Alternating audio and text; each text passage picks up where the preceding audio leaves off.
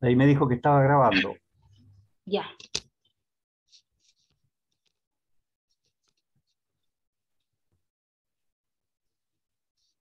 Y aquí quiero ver una cosa. ¿Te acuerdas que era diseño de impresión? Ahí cómo lo ves y si no Muy bien, se muy ve. bien, muy bien. Ahí está perfecto. Sí. Ahora sería bueno quitarle la parte de arriba. Sí, eso es lo que siempre me cuesta. Hay este que es el modo de lectura, Eso, pero perfecto. queda siempre en dos. Ah, No y me, ahí en vista no se puede cambiar. mira, ahí se te desestructuró a ti, Varias páginas. Arriba dice una página. Vista, una página. Ahí. pero ahí se achica. Claro, ahí está perfecto. Pero lo que queremos sacar es como esto. ¿Te acuerdas que? Eso parece que se saca con F11, A ver, no me vaya. ¿no? No. F11 o F12 hace desaparecer eso. O tal vez en la pestaña diseño a lo mejor hay algo. Y estaba buscando, Diseño.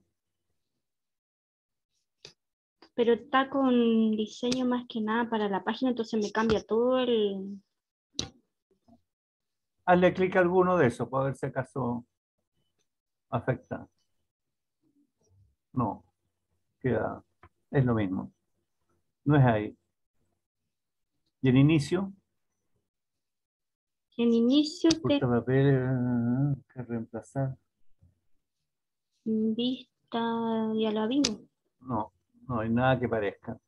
Tendría que estar en vista. Vertical. De diseño web, una vez lo probamos. No, ese es otro cuento. Para arriba, o sea, para el Y lado. modo lectura, Es el que vimos, po. Pero lo que me da da, rabia, da dos páginas. sí, que no veo Pero son dos páginas que se ven bien grandes. No es, esta parece que si tú la aumentas, sí, ya no. ahí se ve grande, muy grande. Sub 178, muy grande.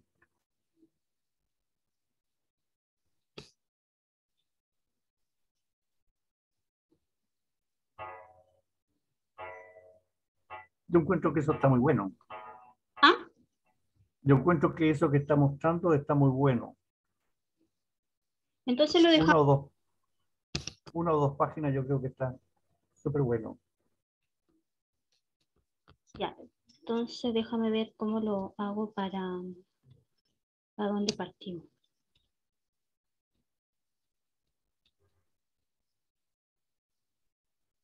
Y el tema es que ustedes queden más chiquitos.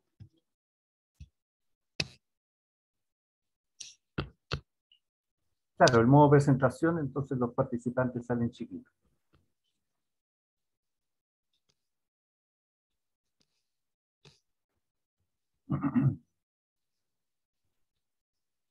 Ya, recuerda que estamos grabando. Hola, hola. Hola Javier. Hola, hola. Hola, hola. Hola, estamos con el Zoom. Oye, estamos grabando porque estamos como probando todo. No sé por qué. Ahí está. Hola, hola. ¿Me ves? Sí, sí, perfecto, y escucho perfecto. Ya. Déjame- ¿Cómo has estado, Jaime? Súper bien, amigo, súper bien. Qué bueno. Y Karina, siempre tan activa. Oh, sí, bueno, ahora me conseguí el Zoom. Así que estamos grabando porque lo demás se perdió, pues. Quedó muy Ya. cortado con el Google Meet. No quedaron bien las grabaciones. Lo que Sí, había eco, sí. Hay que desactivar el audio. sí, sí, sí. Pero además parece algo pasó con el Google Meet, entonces por más que lo vimos y lo tratamos de salvar y todo, no hubo forma. Así que ahora ya vamos a poder hacer esta grabación y todo y poder mandarla. Ya, pues, vamos a empezar. Se va a ver siempre uno solo, ya, porque lo agrandé esta página para que se pueda ver. ¿Tú la estás viendo bien? Ah, ya. No, déjala ahí nomás porque está ahí como... Ya. Aquí está el lado. Y rapidito debe llegar la E. Ya, empecemos entonces. Bueno, este tema del poscolonialismo es muy, muy extenso y yo creo que vamos a tener que, pues, digamos, continuarlo la próxima semana. Pero en el fondo quiero sentar las bases hoy a nivel general. También me salió bastante largo, ahí ustedes van a ver, para que vamos discutiendo algunos temas. Entonces, me hice la siguiente pregunta. En el tema del poscolonialismo no se entiende si yo no entiendo bien el colonialismo, los conceptos de colonialidad, como puse yo ahí, y de decolonialismo. Entonces, puse esos tres conceptos que me van a llevar a este concepto que tenemos que investigar. Y lo primero es que, perdón, el discurso es el colonialismo en el fondo, el contradiscurso es el postcolonialismo. Entonces lo que tenemos que preguntarnos es en qué consiste este discurso para entender este contradiscurso.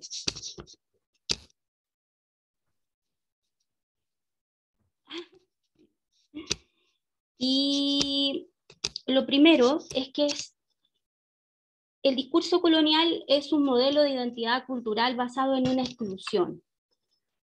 Para nosotros es difícil entender que a lo mejor la ciencia, por ejemplo, no es occidental, no nació con Europa, por ejemplo. Para nosotros es muy difícil porque nosotros tenemos un grado de colonialismo muy, muy alto. Es un sistema de dominación, es igual que el patriarcado, de alguna manera. Bueno, de hecho, el colonialismo es eso también, es epistémico, es patriarcal, lo vamos a ver, ¿no?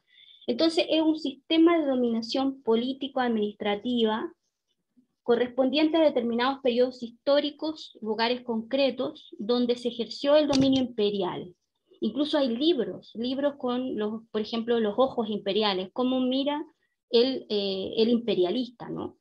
Estamos hablando del español, del imperio español, del holandés, del francés, del británico, y desde comienzo del siglo XX también desde el estadounidense. Entonces, lo primero es tomar conciencia, ¿no?, de este colonialismo que a lo mejor siempre hemos estado bajo él y que incluyen ciertas cosas que se están poniendo en jaque en este momento, sobre todo en el país, pero que ya se vienen poniendo en jaque hace harto tiempo. Se nos hizo creer que la cultura europea es la cultura universal, ¿no? Entonces, la colonización no ha sido únicamente una transferencia de poder, sino que ha exigido una transformación simbólica y cultural. Necesitamos tener esta conciencia de colonización para después ir hacia el postcolonialismo, porque es la única manera de poder criticar, establecer pensamientos críticos sobre nuestras creaciones culturales, cualquiera de estas sea, ¿no? Entonces no es una transformación solamente económica administrativa, sino que es una profunda reordenación epistémica e intelectual.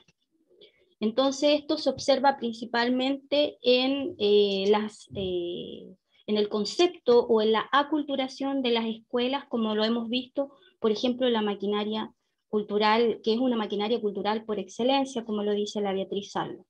La educación en general se ha prestado para este proceso de colonización.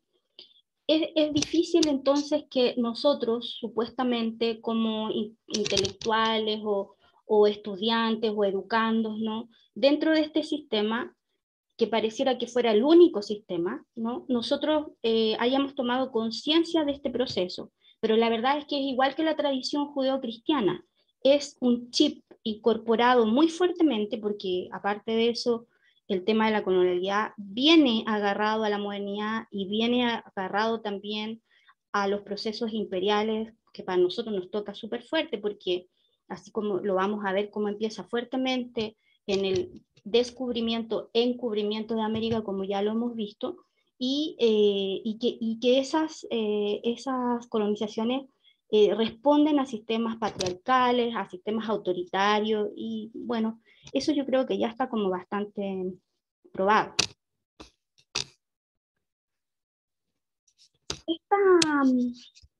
Digamos, las implantaciones de los colonos de la triunfadora Europa industrial decimonónica, ¿no?, del siglo XIX, fue principalmente la exportación de un modelo de sociedad que había inventado la civilización, ¿no?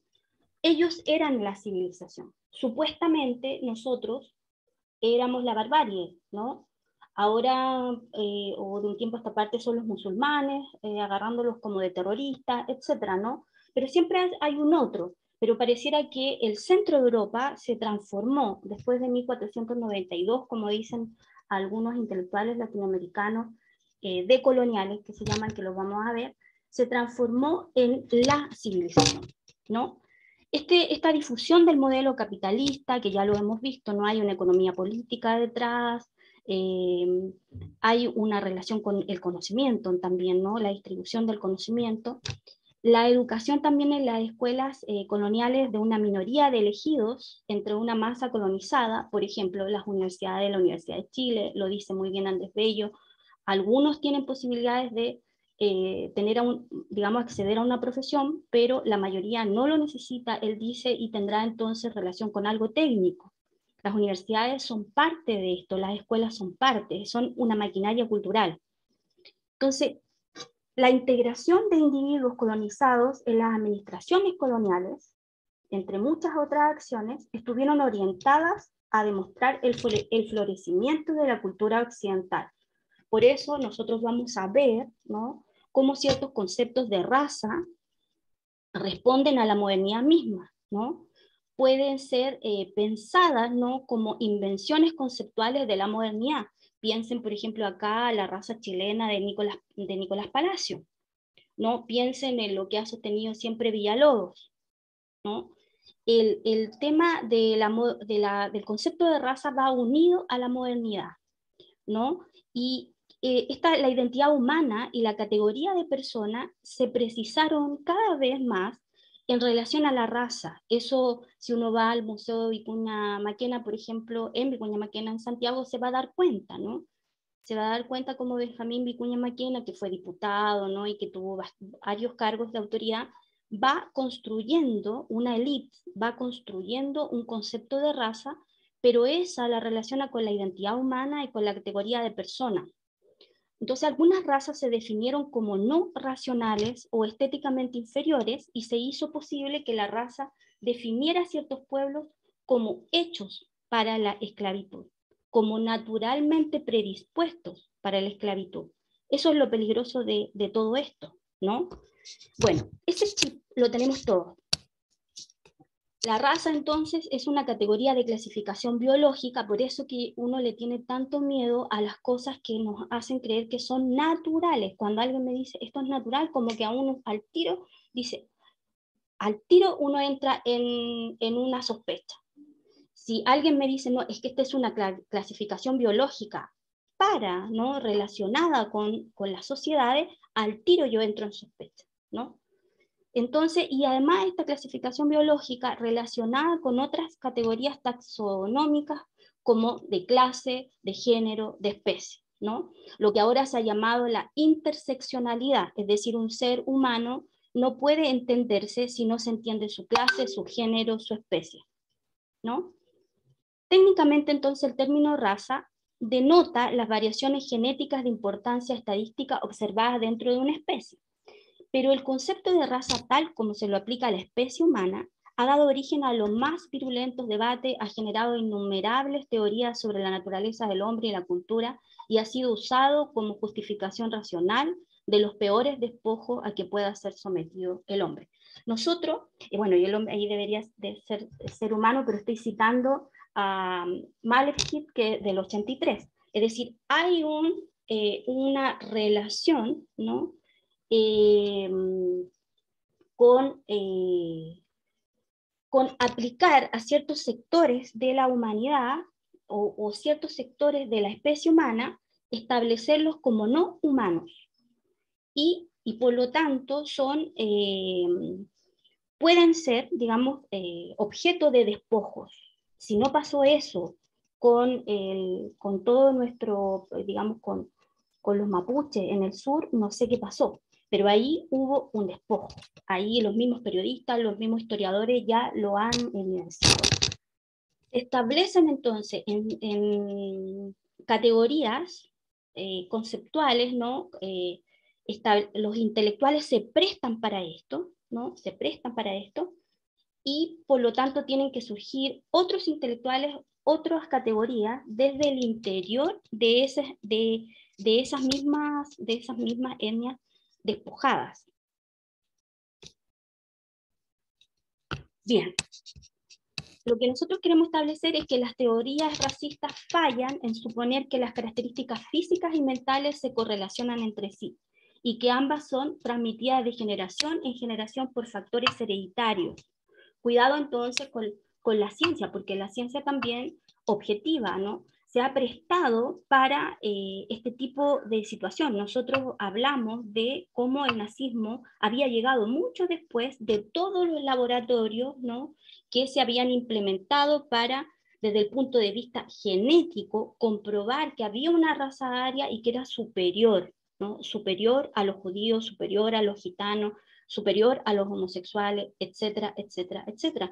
Entonces, sumado a esto, nos hallamos frente a la noción de la superioridad de la raza blanca. Obviamente, lo hemos visto en la dialéctica de ilustración también, no solamente raza blanca, sino que es heterosexual, es cristiano, es relacionado con la cultura, ¿no? De alguna manera se va estableciendo un patrón.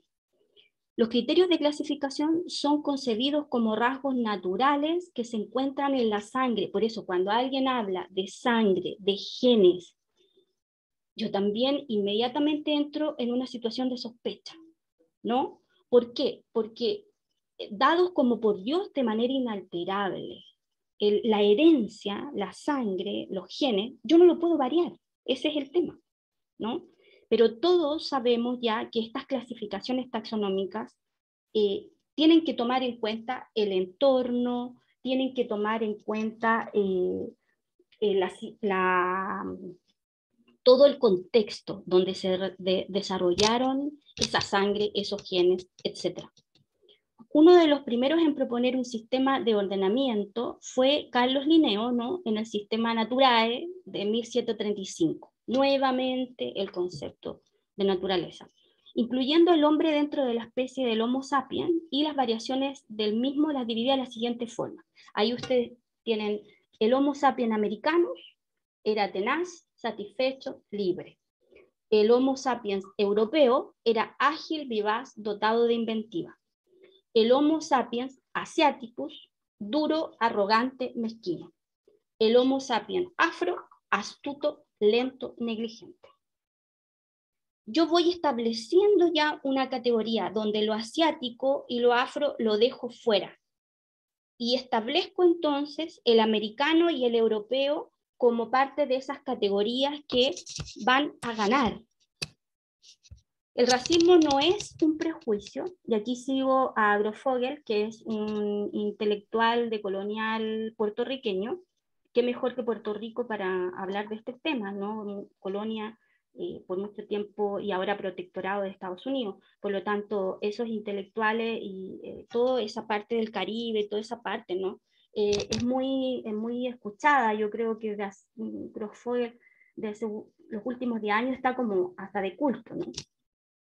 El racismo no es un prejuicio, sino que es un problema grave porque siempre es estructural e institucional. Para que el racismo exista se traduce entonces en políticas sociales. Agrofogel dice que si no hay políticas sociales, yo me puedo quedar racista toda mi vida porque yo puedo pensar así, pero yo no voy a tener afuera un impacto, no voy a tener el poder de traducir mi pensamiento racista en políticas sociales. reforzando entonces una práctica de discriminación de un grupo. Hay marcadores, dice Grosfoguel, del racismo, son múltiples: el color de piel, el racismo de color, la identidad étnica, ¿no? La identidad religiosa, el cristiano, el protestante, ¿no? El racismo es una jerarquía institucional y estructural de poder que implementa, decía ahí, políticas que afectan a la población con marcadores de superioridad e inferioridad. Entonces esto es lo que le estaba hablando. Bajo la línea, ¿no?, está lo subhumano y lo no humano. Pensándolo así, Grosfoguel dice que, por ejemplo, subhumanos fuimos las mujeres y no humanos fueron los esclavos. Hay una categoría en bajo la línea que es subhumano y no humano.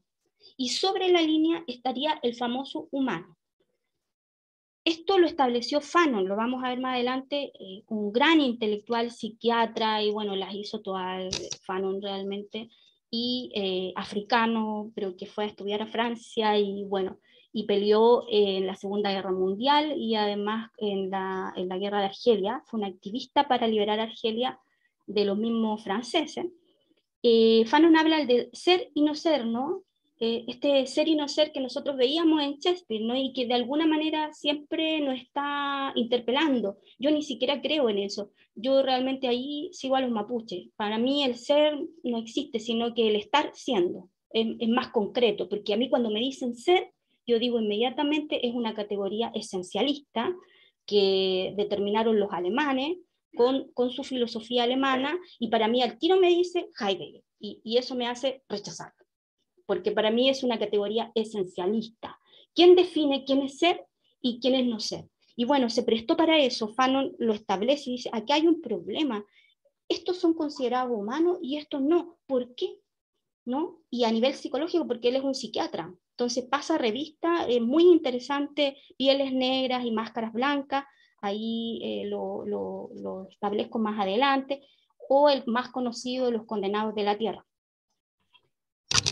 Entonces, este ser y no ser superioriza todas las zonas de la existencia de un grupo e inferioriza todas las formas de existencia de este.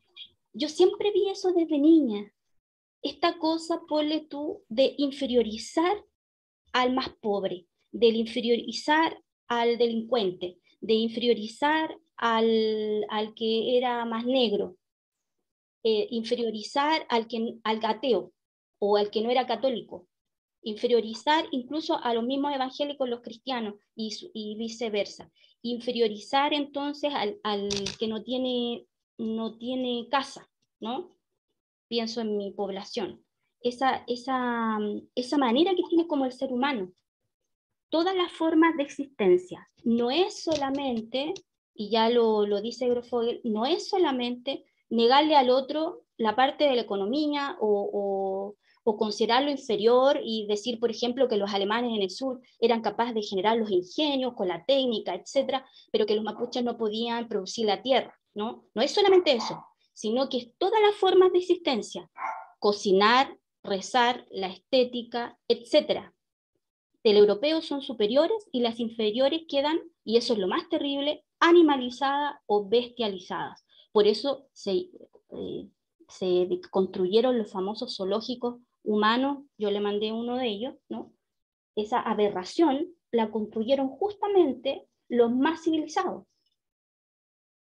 Entonces, las miradas que se necesitan ahora, lo que dice Grosfoguel, es una mirada decolonial. Y vamos a ir viendo de qué se trata eso. Antes de lo decolonial, Aníbal Quijano señala que hay una colonialidad, es decir, hay una estructura de dominio subyacente, es decir, no hay un colonialismo, sino que hay una colonialidad. Cuando yo escucho el DAT, siempre a mí me genera como un espacio, ¿no? La ciudad, ¿no? El tema del espacio y de algo como que se va moviendo, ¿no? Y en este caso Quijano habla de una estructura de dominio subyacente al control ejercido durante la colonización española y lusitana en América, que permanece, ¿no? Y se extiende en múltiples dimensiones y regiones, incluso una vez acabado esta colonización española. Yo tengo entonces una colonialidad.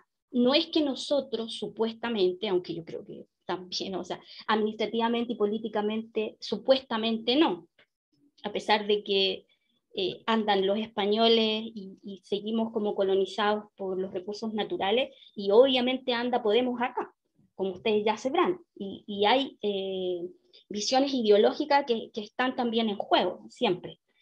Pero ya no tenemos ese colonialismo en que en el fondo somos colonia del imperio, pero sí hay una estructura de dominio subyacente. Y eso es interesante porque entonces lo que dice Quijano es se confirió legitimidad a las relaciones de dominación impuestas por la conquista. De este modo, raza se convirtió en el primer criterio fundamental para la distribución de la población mundial en los rangos, lugares y roles en la estructura de poder, estoy citando, de la nueva sociedad. En otros términos, el modo básico de clasificación social universal de la población mundial. Es decir, la distribución se basa así en la raza, o sea, hay una división del trabajo de acuerdo a los conceptos que creó el colonialismo, que se plantean en términos de nuevas identidades históricas y sociales.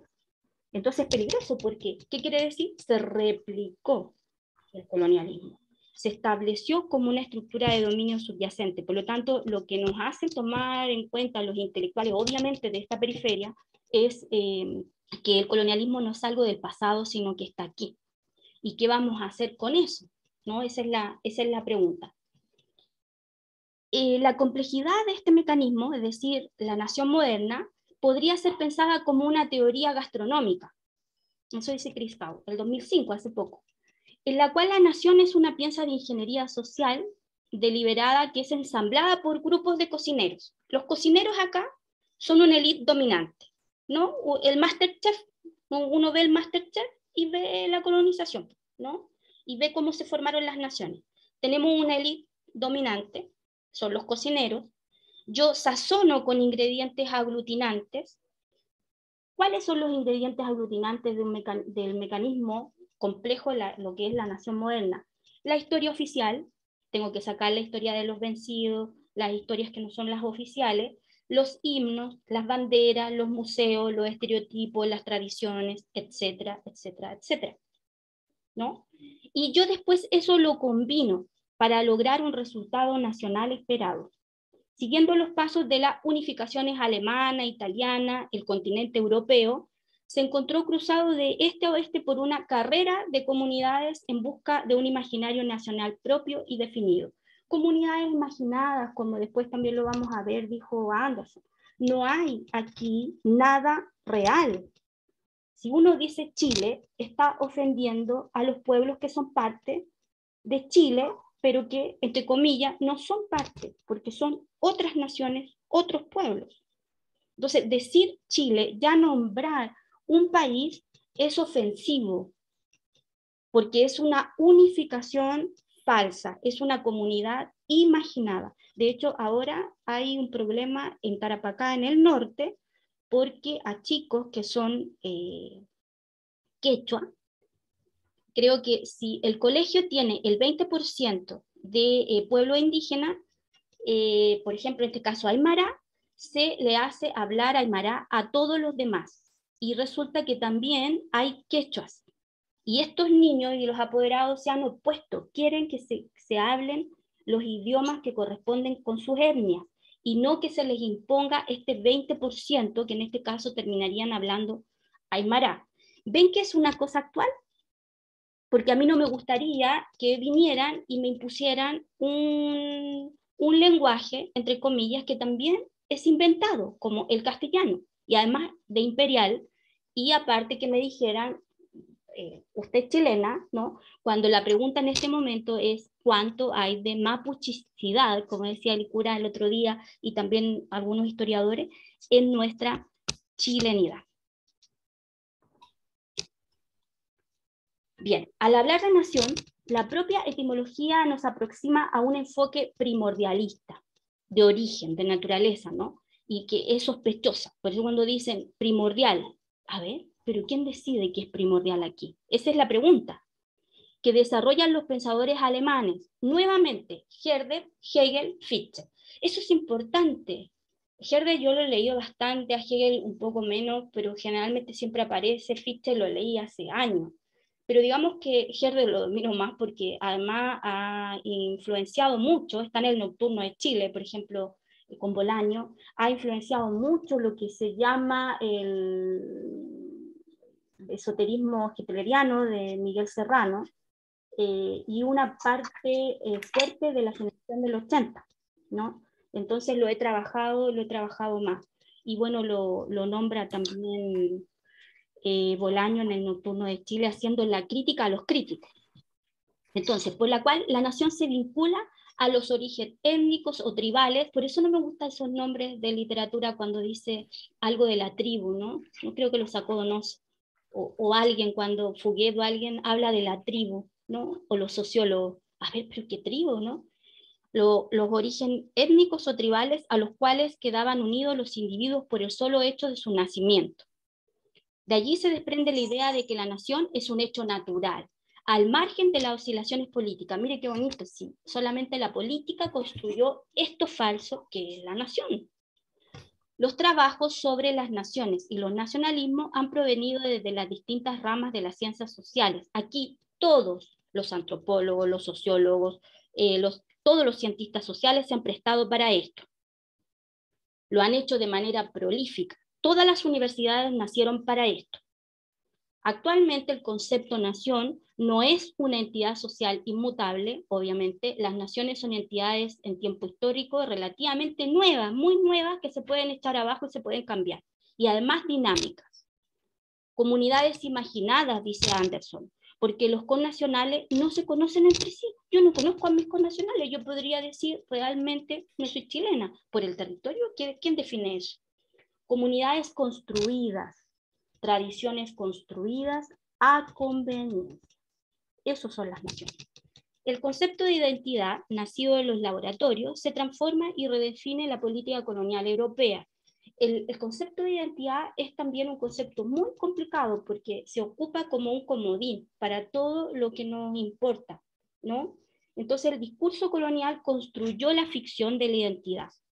La identidad lo que hace es separar, dividir, no establece lazos en unión. Es así que se militarizan fronteras, aeropuertos, medios de comunicación, porque justamente son los otros. Hace poco acabo de leer a alguien que decía que el otro no existe, porque Borges estableció ya en relación a la filosofía yo soy el otro, pero me gustó eso, el otro no existe. ¿Me entienden? Es también una invención. Los turcos, los árabes, los marroquíes, los sudacas, el otro va cambiando. Esto lo dijo Susan Murphy el 2005. Y es en este punto, bueno, una mujer también, ¿no? Y es en este punto donde Oriente y América se encuentran frente a Europa. Claro, porque resulta que Europa nos define a nosotros como un otro. ¿Y qué pasa si yo digo que es una ficción, igual que la identidad, igual que la nación, igual que los países, ¿no? En la concepción entonces de Quijano, la colonialidad del poder se encuentra imbrincada fundamentalmente con la idea de raza inventada en 1492. Casi todos los intelectuales latinoamericanos decoloniales o que critican este tema del colonialismo hacen partir este gran imperio, ¿no?, español, el que nos ataca más que nada a nosotros, los que nos relacionan más con nosotros, en 1492. Y bueno, Dussel saca un libro de 1492, muchos hablan, como ya lo hemos visto, de encubrimiento de América y no descubrimiento de América. Y acabo de escuchar a Grosfoguel cuando dice que Ramón Grosfoguel señala que lo mismo, o sea, que España no es España. Tenemos un montón de identidades al interior de España, sino pregúntenle a los catalanes. Estas distintas regiones españolas, modernas por decir así, no eran la España del siglo XV, y que ellos aplican los mismos digamos, despojos, violencia, autoritarismo, etcétera, que le aplicaron al Andalus, porque el Andalus, ¿no?, que estuvo 8 siglos ahí, toda la cultura musulmana, y ahí sí que realmente creo que nosotros debiéramos ir hacia esos apellidos. Ahí sí que me toca directamente con el Albadí, porque siempre he tenido relación con eso, me contaron la historia de que los musulmanes habían invadido España, y Grofogel lo está poniendo en cuestionamiento, Dussel también, hay varios escritos que he leído en contra, ¿no?, de esta situación. Muchos hablan de que distintos pueblos al interior de España se sentían oprimidos, como aquí dentro del Imperio Inca, ¿no? Se sentían oprimidos por los visigodos y que llamaron, entre comillas, a los musulmanes. Y bueno, ellos son los grandes, digamos, lo vimos también en las traducciones de los griegos al latín, y que nosotros hayamos recibido toda la filosofía y toda la ciencia. Bueno, ahí vamos a ir viendo cómo de alguna manera eso musulmán, que es el moro, que igual me molesta como el judío, es porque en el fondo una es eurocéntrica y en el fondo no es capaz de pensar la historia de otra forma. Las razas entonces son construcciones sociales realizadas por un imaginario europeo que toma como punto de referencia y diferencia las colonias americanas. Bien, las relaciones de poder que entonces se establecieron a partir de este imaginario son las alteridades, son un fenotipo, es decir, en cuanto a los rasgos físicos, el color de piel, etc. Detrás de este marco de diferenciación racial se escondió un sistema de jerarquías sociales que favoreció la producción de desigualdad social, naturalizando las diferencias. La pregunta es, ¿cómo fue que estas formas de poder nombrar, enunciar un otro, devinieron en desigualdad social, en proceso de dominación, sometimiento, invasión o imposición? El sistema de dominación ejercido en Latinoamérica se apoyó también en la división racial del trabajo. Este implica una separación de espacios laborales, de accesos restringidos o vedados. Por ejemplo, Grofogel explica cómo en el Andaluz ya se estableció la encomienda que llegó acá. Chuta, o sea, ¿de qué estamos hablando? O sea, también recibimos toda esa cultura hacendal, y esa cultura hacendal, que algunos hablan ahora de polifinanciera, ¿no?, el dueño de la tierra, porque definitivamente en la reforma agraria, eso también está concentrado en el Senado, que lo queremos supuestamente eliminar, ¿no? O sea, aquí hay una relación de valor económico, administrativo, con color de piel. Entonces, esos espacios restringidos para determinado color de piel, nacionalidad, etc. La naturalización de la superioridad europea blanca fue el criterio más utilizado en esta división del trabajo. El confinamiento entonces de los nativos, de los mestizos, de los negros, esferas de trabajo de alto nivel de explotación, salarios magros, imposibilidad de movilización social, de movilidad social, llevado a un estado de cuasi servidumbre. Aquí costó mucho para que las clases sociales más bajas accedieran a la universidad, y dentro de eso costó mucho para que la mujer accediera. Tenemos 50, 70 años nomás de haber pisado la universidad. Mucho esta supuesta, bueno, sabemos que hay un problema con la movilidad social enormemente, pero aquí se dividió el territorio, ¿no? Entonces, no es menor este fenotipo. De la experiencia entonces individual, de la heterogeneidad, de la integración entre oralidad y escritura, del mestizaje de las lenguas coloniales con las lenguas nacionales, acaba surgiendo entonces el modelo de cultura postcolonial. Es decir, de toda una hibridez, lamentablemente, la reducción de la unidad nacional, ¿no?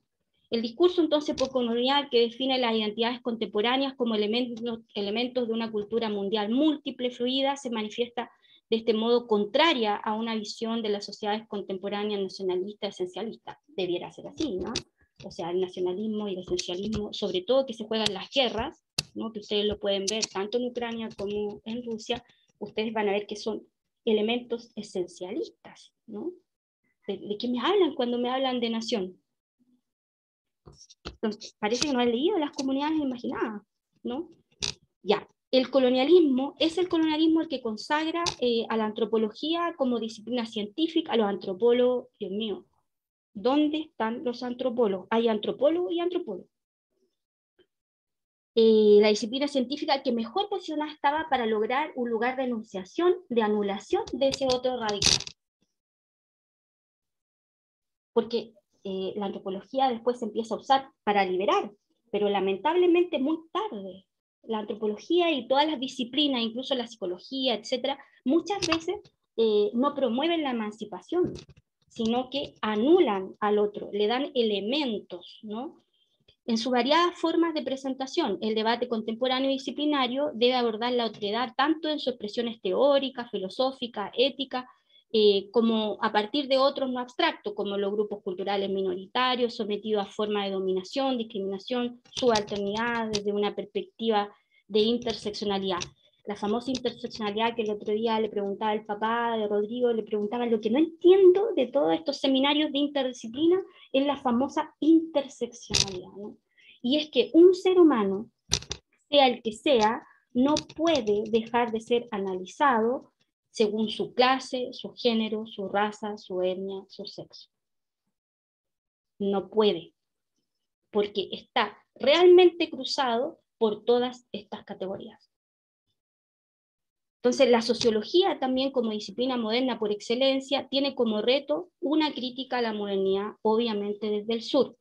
Le estamos como dando pie a ciertas sociologías que se están moviendo por esto, pero lamentablemente la sociología siempre se prestó para justamente generar un lenguaje del poder y cómo yo elimino al otro. Es un genocidio epistémico, un genocidio, primero las matanzas grandes, ¿no? Bueno, ustedes ya saben, Europa está construida sobre 3, 4 matanzas generales, ¿no? La matanza del Ándalus, la matanza de los indígenas, la matanza de las brujas, ¿no? Esa matanza de las brujas, que son mujeres quemadas, ¿no? Esas 3 matanzas por lo menos son sobre eso que nosotros estamos nosotros, ¿no? Parados en esos charcos y charcos y charcos de sangre. Bueno, pasemos a Fanon.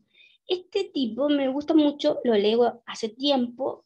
Es como la parte pacífica de la historia, porque, entre comillas, ¿no? Porque igual pelea la guerra y desde la psiquiatría también es un activista y se mete muy fuerte en las cosas, pero piensa, ¿no? Piensa. Él nace en una colonia francesa como es la Martinica, eh, nace en 1925, atraviesa, ¿no?, las guerras y ya muere en el 61. En muy poco tiempo produce libros que son súper importantes, ¿no? Son las narrativas, lo que se llama las narrativas coloniales o sea, las primeras narrativas que son incluso antes que existiera el concepto de colonialismo, como las del 60, ¿no?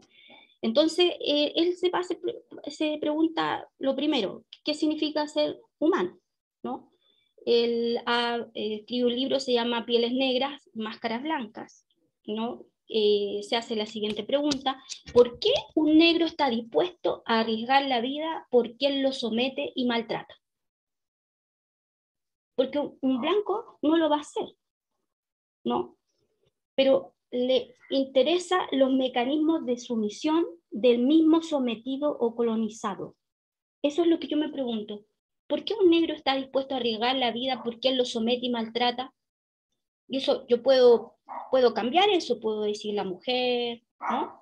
Puedo cambiar, ¿no? El pobre, ¿por qué está dispuesto a dar su vida por su patrón? Porque él lo somete y además porque él lo maltrata, por ejemplo. Se pregunta eso. Y por medio del psicoanálisis, que era psicoanalista, intenta explicar cómo el negro introyecta los roles de sumisión. Eso también pasa en estas relaciones amor-odio tóxicas, ¿no?, de hombre y mujer y también de no binario, o sea, de cualquier relación que introyecta los roles de sumisión.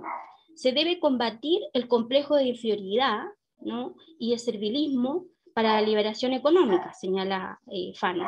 Algunos pensaban que en las sociedades indígenas se reverencia a los ancianos, a los muertos, que están como sometidos a un religioso jerárquico, entonces que hubo un traspaso de los dioses. A mí también me explicaron eso, obedeciendo ahora al europeo. O sea, como que ellos eran naturalmente esclavos, sometidos, entonces estaban como más dispuestos, ¿no?, a aceptar los dioses europeos, aceptar a Hernán Cortés, etcétera, ¿no? Porque era parte, ¿no?, de su estructura mental. A ver, pero ¿cómo? Como que, pero ¿cómo? O sea, ellos también terminaron obedeciendo al europeo porque antes no obedecían a sus dioses. A ver, ¿realmente conocemos? ¿Está establecido eso? Por el contrario, el europeo responde, dirá Manoni, eso es lo que lee Fanon, responde a un fuerte individualismo que le impide someterse. Entonces, uno es más libre, ¿no? Tiene identidad, tiene fuerza, y el otro está como estructuralmente hecho como para la esclavitud y para someterse. Entonces Fanon se pregunta, a ver, no, esto... Dice, para Fanon es el racista el que crea al inferiorizado. Entonces promueve la liberación de Argelia y también en Sudáfrica, y se mete en todo. O sea, él no solamente fue un activista, sino que integró las guerras, fue a pelear, etc. Y él se da cuenta, ¿no?, que la lucha contra la colonización pasa por la cultura, y habla de un blanqueamiento de los ejércitos aliados, porque en la Marcha de la Victoria, que no sé si ustedes han escuchado, que bueno, cuando ganan los aliados se arma, digamos, una Marcha de la Victoria, pero se le impide a los negros marchar. Se le dice, no, usted luchó por Estados Unidos, usted luchó por Francia, usted luchó por eso, pero en la marcha usted no va, ¿me entiende? Entonces él se pregunta, ¿pero cómo? ¿No? Fanon era negro. Hace un ensayo sobre la alienación de los negros, obviamente el tutor se lo rechaza, dice que esto está construyendo una tesis bajo la emoción, ves que en mi misma tesis los profes te hablan, estás construyendo un nicho, ¿no? Porque tú estás trabajando con alguien, estás construyendo un nicho. ¿Un nicho de qué? Es que tú eres capital humano, ¿capital de qué? No puedes poner la emoción en esto es mi pasión, ¿no? Todo eso está como fuera de este actor civilizado. Entonces se da cuenta que van eliminando estas emociones de la terapia psiquiátrica. Pareciera que ahora con toda la generación de los 20, los 25 años, ha vuelto muy fuerte todo lo que es las emociones, ¿no? Lo guarda y saca más adelante esta tesis, ¿no? Su tesis que nunca se la aprobaron, obviamente hace una tesis para que la academia la apruebe, que es técnica y sin emoción, pero él guarda estos textos que dan origen después a Pieles Negras y Máscaras Blancas. Entonces, lo que dice, que más, mira, la Mistral dijo, odia al yanqui que hay en ti. Esto es lo mismo. Más que combatir al enemigo, tengo que mirar en mi interior porque tengo un proceso de colonización interna que implica un blanqueamiento. Entonces, él dice que si nosotros entramos en procesos de concientización, como todos los intelectuales y de todas las áreas, ¿no?, de los educadores, todo, pienso en Freire, todo, si nosotros entramos en ese proceso de blanqueamiento, tomamos una conciencia de ese proceso, lo podemos parar. Entonces, no solo existe una explotación del grupo humano y de los recursos en la colonización, sino que esto va acompañado de un fuerte proceso cultural, y hace hincapié en esta imagen. Por ejemplo, un negro que se enamore de una blanca y que genere un amor blanco. Es decir, hay fenómenos de despersonalización, dirá Fanon, alienación, desvalorización de nuestra cultura, porque el proyecto de vida tiene que ser blanco para que sea exitoso. Se niega ser negro, el mismo negro, porque no le permite el éxito. El éxito es blanco. El humanismo genera que el europeo es el más humano, pero es en este momento donde más se mata a los supuestamente no humanos. El humanismo fue un inhumano. Por eso cuando a mí me hablan de humanismo, yo tengo que, ya, Sartre, sí, entiendo. Entiendo que incluso que el marxismo es un humanismo, ya, entiendo. Pero cuidado con el humanismo, porque el humanismo siempre es los derechos del hombre, ciudadano, etcétera, es centroeuropeo.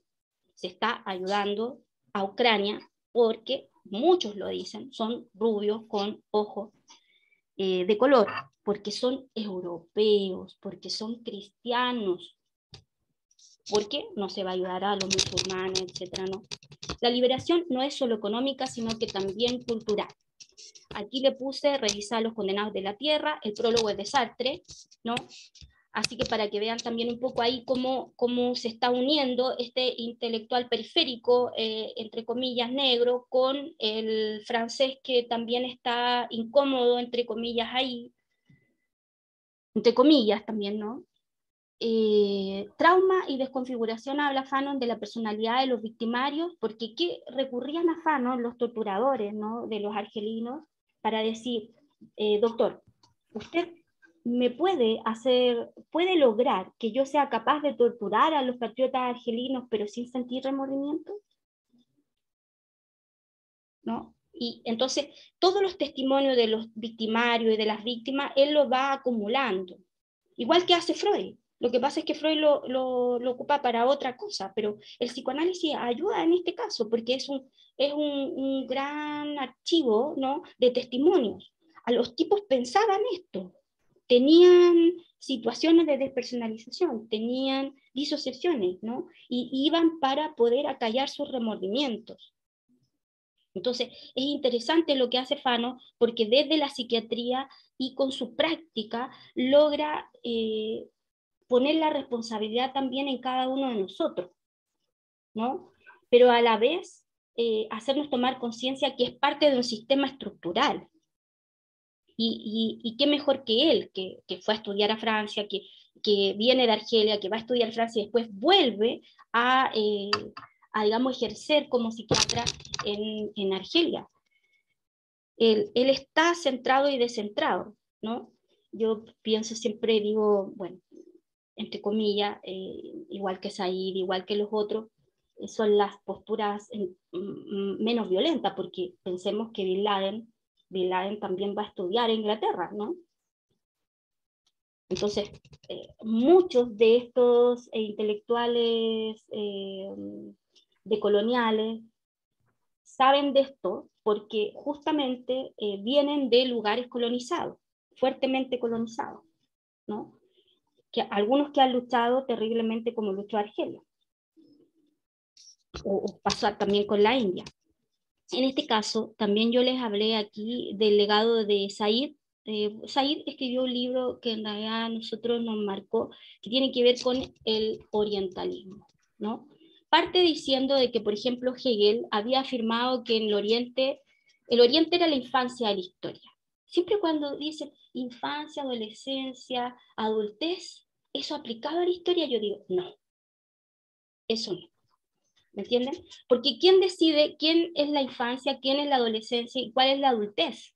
O sea, la adultez siempre va a ser europea, perdónenme, pero las categorías no pueden servir para siempre lo mismo. Lo que hace Hegel dice, la infancia de la historia. Piensen en Kant, hablando de los negros en el principio de la crítica del juicio al gusto. La mujer no existe para esta gente, ¿no? Entonces, la afirmación del Oriente dice, el Oriente es la infancia de la historia, ¿no? Los escritores entonces occidentales han descrito el Oriente como atrasado, como inferior, ahora como terrorista, ¿no? Especialmente desde el punto de vista europeo, Oriente era casi una invención europea, desde la antigüedad había sido escenario de romance exótico, de seres exóticos, los grandes romances, Cherezada, ¿no? Y nosotros tenemos Alibaba y todas esas estupidez. Seres exóticos, recuerdos, paisajes inolvidables, experiencias extraordinarias. Yo aquí puse, en las crónicas de India se habla de Ophir, ¿no? Otra comunidad imaginaria, ¿no? Lo que escribe Colón, a Carlos V, habla de Ophir, ¿no? Tiene en sí esa ciudad exótica, ¿no? Ese viaje a la India que todos tenemos y que los intelectuales y lamentablemente los artistas tienen en su cabeza, no han logrado de construir ese, a ver, pero ¿qué es el Oriente? Bueno, también, del punto de vista de los estudios subalternos de la India, obviamente con Guja. El concepto de poscolonialidad lo construyen los indios. tiene su origen entre los pensadores de la India para describir la situación de un país desde el colonialismo británico de 1947. Los historiadores indios se constituyen, porque no hindúes, se constituyen como grupo en torno a la revista Los Estudios Subalternos. Ustedes lo pueden ir buscando, hay algunos que están en PDF. Fue fundada por Ranajit Guha el 82, en la que analizan el impacto del colonialismo británico en la sociedad india, así como ciertas formas de reacción en su contra. Inspirado entonces en las notas acerca de la historia italiana de Gramsci, Guha intentó demostrar cómo en las transformaciones políticas que ocurrieron en la sociedad india colonial y postcolonial, los subalternos no solo desarrollaron sus propias estrategias de resistencia, sino que contribuyeron a definir las opciones de la élite. O sea, también influyeron. Eso es lo interesante. Yo creo que eso también se le criticó a la escuela de Frankfurt, que es lo que nosotros veíamos la otra vez.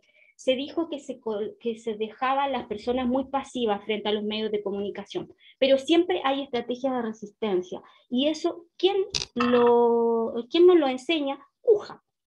Porque ya el 82 él habla, yo puedo, el subalterno, en la teoría feminista lo vamos a ver, se llama las tretas del débil. Nuestras mamás, pues, aunque a mí no me gustan, la verdad, yo prefiero ir de frente, pero nuestras mamás generaron las tretas del débil.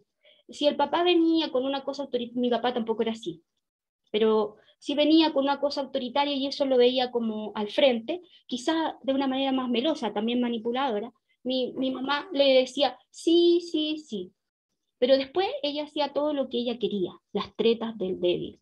Lo hace una niña chica con sus padres, lo hace un empleado con el mismo patrón, lo hace la mujer con su pareja.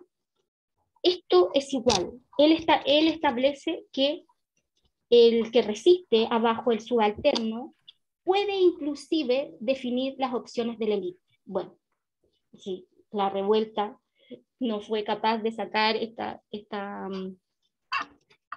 ¿cómo se llama? Esta carta del sombrero que sacó en noviembre en la clase política para poder parar la desestabilización y sacar a Piñera y todo, o sea, eso es realmente contribuir a desviar un cauce, ¿no? De que no sabemos dónde vamos a llegar, no tengo idea, pero que la revuelta generó ciertas cosas y que ahí yo sentí la subalternidad, entre comillas, porque tampoco creo en esta cosa subalterna, el concepto también me parece de élite, ¿no? Pero entiendo por qué están tomando a Gramsci y toda esta cosa italiana, aunque yo, no sé, que los indios hubiera tomado, no sé, de otro lado, ¿no? Pero es un gran esfuerzo lo que hace Guha el 82, y además se adelanta, es muy rápido. Después también tenemos los estudios africanos, ahí le puse algo de Bembe, la descolonización y la constitución de nuevos estados. El punto central a discutir aquí es la concepción de agencia humana desde un sujeto alienado. Hola, Jaime. Hola, hola. Hola. ¿Pudiste ver las fotos? Escindido, objetivado. Sí, estoy metido en otro tema. Estoy en clase. Caballero, apaga el micrófono. Llámame después. Te llamo. Chucha, perdona. Disculpa. No importa. Y sí. Alienado y sin objetivado. No había cerrado el micrófono. No te preocupes. Degradado al ser atravesado por 3 acontecimientos históricos. ¿Qué más colonizado que los africanos? ¿No? La esclavitud, el colonialismo y el apartheid. O sea, lo tuvieron todo con los famosos civilizados ingleses. Un sujeto que, y aquí cito a Bembe, no solo no es reconocido por el otro, sino no puede reconocerse a sí mismo, que es lo peor. No se reconoce a sí mismo. Y de hecho, a veces hasta no se ve.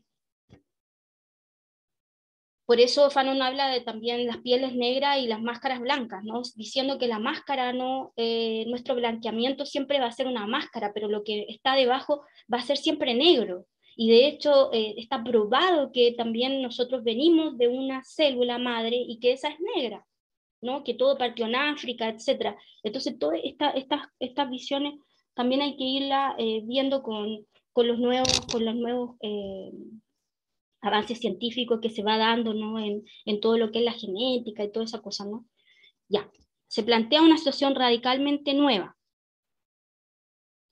¿Cómo enfrentar el futuro en un país con una fuerte identidad, pero sometido a códigos económicos, políticos, culturales, impuestos por el colonialismo? O sea, gente que tiene 60% indígena, por ejemplo Bolivia, 80% indígena, ¿cómo? Si tienen una fuerte identidad, pero están sometidos a códigos económicos, políticos, culturales, impuestos por el colonialismo. Especialmente todos estos se preguntaban cómo integrar o no a las grandes masas de desposeídos a los procesos de modernización imperantes supuestamente en Occidente. Es decir, una visión de la poscolonialidad no percibida solo como un proceso de liberación, sino también como un conflicto de integración o marginalización en el más tarde denominado sistema mundo. Bueno, ahí está Wallenstein. Le voy a mandar el moderno sistema mundial, es del 79. Yo fui a los zapatistas y está toda la colección de Wallenstein. Wallenstein es quizás una de los intelectuales que más ha pensado el sistema mundial moderno, cómo funciona, ¿no? Y entonces también Miñolo, desde Latinoamérica, la idea de América y la herida colonial y la opción decolonial.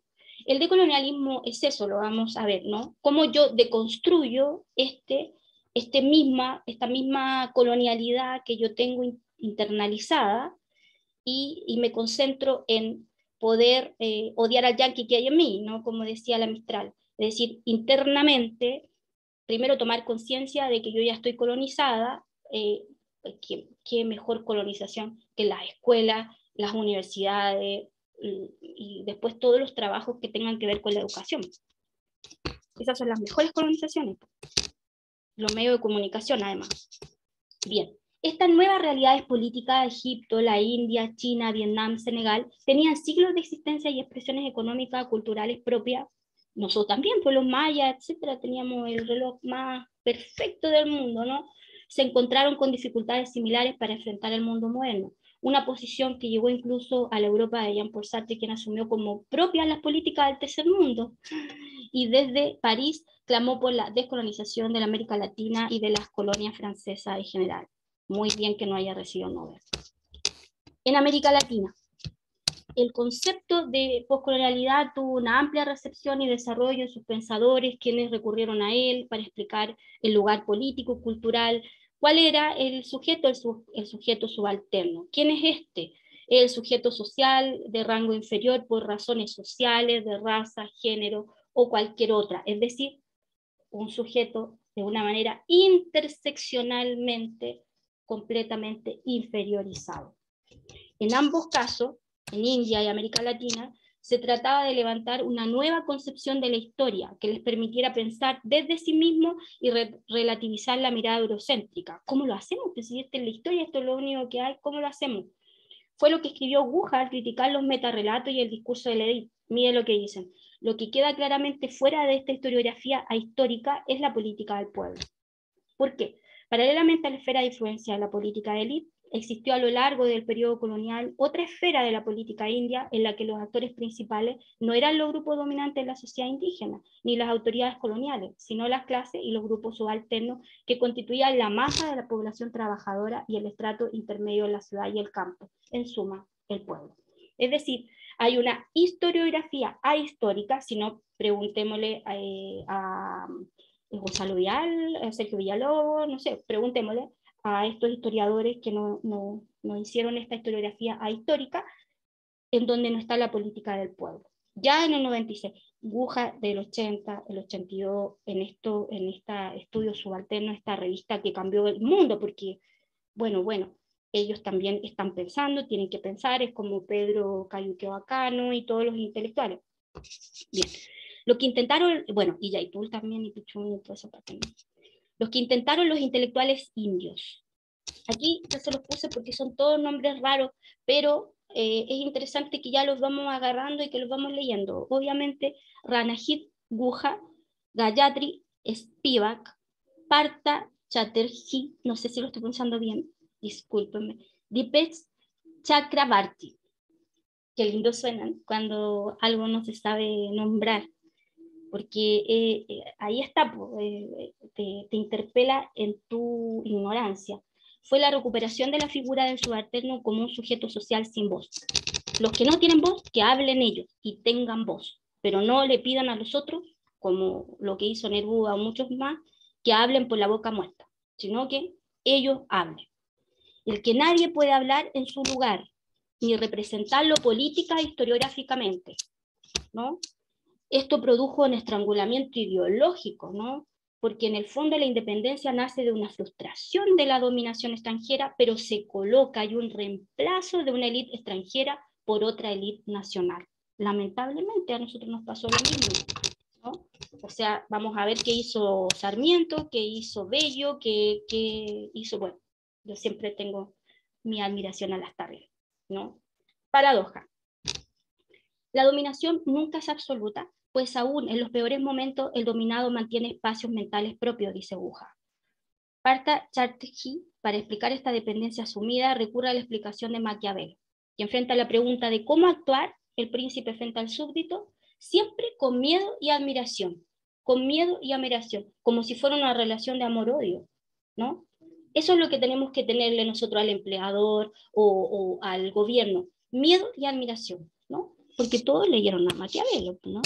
Todo influenciado por Weber, incluso la Cosa Nostra, todos los sociólogos de Mayol y compañía, ¿no? Uno puede ir viendo la línea ideológica. No es que no los escuche, sí, los va a escuchar, pero uno va viendo la línea ideológica. Miedo y admiración, ¿no? Las llamadas teorías postcoloniales surgidas durante los 80 en Inglaterra, los Estados Unidos, centros hegemónicos igual, por intelectuales que van a estudiar ahí. Insisto, Bin Laden también fue a estudiar ahí. Bin Laden también fue a Inglaterra, tomó una decisión obviamente armada, por eso que esta cosa es más pacífica, ¿no? Las pautas centrales de esta teoría fueron definidas por el palestinense Edward Said, quien en su libro El orientalismo, lo hablábamos, 78, inició una genealogía de los saberes europeos sobre el otro. Yo diría que ya a esta altura el otro no existe, mostrando los vínculos entre ciencias humanas e imperialismo. Después estoy haciendo como una línea, entre comillas, porque no sabemos que no todo es una línea, sino que es como un círculo, no una helicoidal, de todos los intelectuales que se la han jugado por esto. Los años 30 y 40, una parte de la intelectualidad de América Latina se sintió ligada a los movimientos independentistas del tercer mundo. Hubo un rechazo al imperialismo, obviamente Perú, ahí tienes todas las de decir, ojalá, no logran retroceder ahora con los mafiosos de Keiko, ¿no? Y el fujimorismo. Confluyeron en las ideas de Mariátegui, las reflexiones de Aimé Césaire, las preguntas de Frank Fanon sobre la condición del caribeño, los escritos de Eric Williams, las publicaciones del pensamiento latinoamericano. Todos.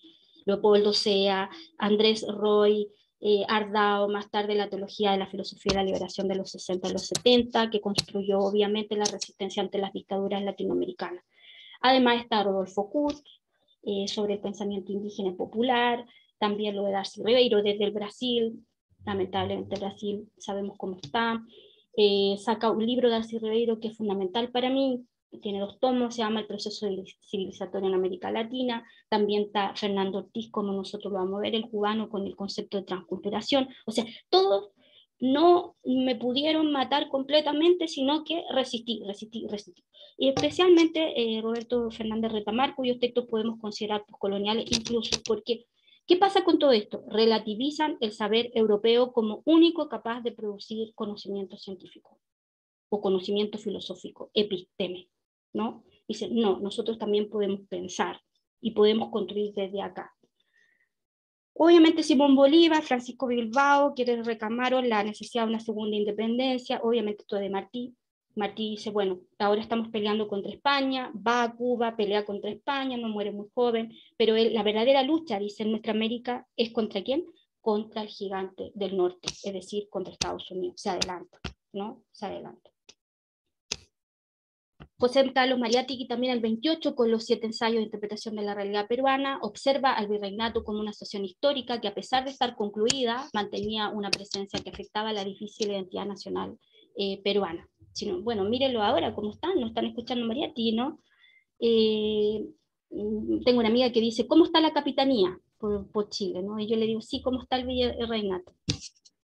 Mariátegui no solo critica al Imperio Español, sino la época republicana, su propio presente por el desconocimiento que se hace del indio y del mestizo. No se sabe del problema del indio y del mestizo, y dígame una cosa, lo que dice Buenchumilla, dicen los gente de derecha también, no sabemos de los indígenas nuestros, ¿no?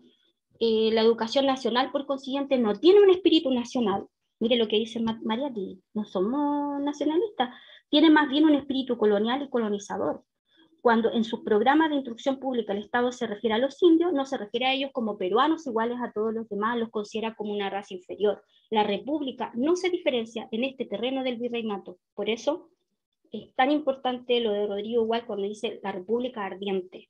Tenemos que matar ese tipo de república, porque si no, estamos solamente reproduciendo un virreinato o, en el caso de nosotros, una capitanía. La economía del Perú es una economía colonial, dice Mariátegui, su movimiento, su desarrollo están subordinados a los intereses y necesidades de los mercados de Londres y Nueva York. Obvio, es del 28, o sea, el tipo está viendo ahí, ¿no? Polémica, le puse las polémicas acá para que ustedes lo vean, los pueblos sin alma, los desalmados, la iglesia en el siglo XVI generando una cosa pero vergonzosa, que todos los indígenas eran pueblos sin alma, los desalmados, eso lo habla el padre de las casas incluso, que defiende a los indígenas en sus crónicas de India, pero habla de los bárbaros a civilizar, los primitivos a civilizar, se meten los tipos de la parte genética y hablan de los pueblos sin el ADN humano, o sea, es una barbaridad esto. Leopoldo Sea, Arturo Andrés Roy, Arturo Ardao, Pablo González Casanova, Felipe Herrera, José Luis Romero, Pablo Freire, el Salazar Bondi, obviamente los peruanos se mueven mucho, y muchos otros tomaron conciencia de pertenecer a la periferia, pero negando el esquema civilización-barbarie. Claro, porque eso es decimonónico, ¿no? Invirtieron incluyéndolo ellos mismos dentro de los bárbaros. Piensen en el movimiento antropófago del Brasil, ¿no? Entonces dice que no, bueno, se habla también de esta necesidad de no copiar, no hay calco y copia, ¿no? Y lo que dijo Simón Rodríguez también, o inventamos o erramos, ¿no? Por eso, tranquilos, porque aquí en la Convención Constituyente también, yo creo que en el fondo también se está inventando, ¿no? Donde iremos a buscar modelos, dice, en el fondo la originalidad. Rodríguez ya, el tutor de Simón Bolívar, es muy, muy interesante, más el tutor que el mismo Simón Bolívar. Las sociedades americanas en 1828 ya señalaba ya todo este tema de tenemos que inventar, ¿no? Tenemos que nosotros, no podemos ser calco y copia. Bueno, yo les puse también la línea acá de la Biblioteca Ayacucho porque liberó gran parte de su digamos, de su proyecto. Ahí ustedes pueden ver que es la gran biblioteca latinoamericana. Yo cuando estuve en Caracas pude visitarlo. Es realmente como un orgullo para mí porque la tesis del magíster la hice en Ángel Rama y Ángel Rama, junto a Leopoldo Sea, etcétera, construyeron esta biblioteca Ayacucho. Algunos conceptos de los pensadores de la India habían sido creados en América Latina, como las categorías de centro y periferia. Ahí tenemos, no sé, el Hayman, el Celso Furtado, la teoría de la dependencia, Faleto, Raúl Prey. Muchos de ellos estuvieron aquí exiliados, ¿no? La teoría de la dependencia es importante para nosotros porque se construyó en los 60 en Santiago, ¿no? Y desde el exilio, como ya hemos visto. Y la teoría de la modernización también de Germani, y otros que determinaban el lugar desde el cual se asumía una modernidad temida, pero deseada, ¿no? La famosa, algunos hablan de modernidad inconclusa, etc. Y obviamente los comprometidos con la sospecha señalada por estos intelectuales que están comprometidos con el poder establecido, es obvio que quien se adelanta en una obra póstuma es Ángel Rama con La ciudad letrada en 1984. Que les pesa a todos los intelectuales y obviamente ese es un libro del que yo investigué en esa tesis que le hablo. Y más tarde, para los propios pensadores indios, el Spivak recoge las formulaciones de Foucault, de Deleuze, etcétera, desconfían obviamente de los intelectuales. Los intelectuales han descubierto desde la reciente lucha que la masa no lo necesitan para saber. Ellos saben perfectamente, claramente, mucho mejor que ellos, y además lo dicen muy bien. Eso es interesante. Yo creo que los intelectuales en algún momento se transformaron en intérpretes, en legisladores, ni intérpretes ni legisladores. Tienen que dar un paso al costado para que realmente el que quiera luchar, luche, ¿no? Y estoy pensando sobre todo en los mapuches también, y obviamente son ellos los que de alguna manera nosotros podemos apoyar, pero ellos lo dicen muy bien, y ellos saben de lo que están hablando, ¿no? Esas dos categorías son importantes, saben y lo dicen muy bien, y lo dicen de la forma de ellos, a la forma de ellos, no de la forma moderna o civilizada supuestamente impuesta por los chilenos. La modernización en las periferias, ya con esto voy terminando, posee un objetivo central: parecerse lo más posible al proyecto del Centro Mundial, pero con programas diversos. Por ejemplo, Sarmiento asume voluntariamente una neocolonización marcada en idioma francés, ni hablar de Huidobro, ¿no? La democracia burguesa para alcanzar la independencia definitiva, la espiritual y la material. Sarmiento es terrible en esto. Japón también con Fukuyama intentó el famoso El fin de la historia, intentó un proyecto similar, pero sin inmigrantes europeos y en su propio idioma. Y también Atatürk, ¿no?, invitó a oficiales alemanes en Turquía para que modernizara su ejército. Chile también, por nosotros, los prusianos, ¿no? Y de paso la sociedad turca con una serie de medidas laicas y republicanas. Es decir, la república también es traidora. Yo no entiendo por qué los republicanos, la república, etc. Bueno, el concepto está muy bien en la ultraderecha chilena. En todo caso, en estas situaciones, el subalterno siempre va a estar ausente.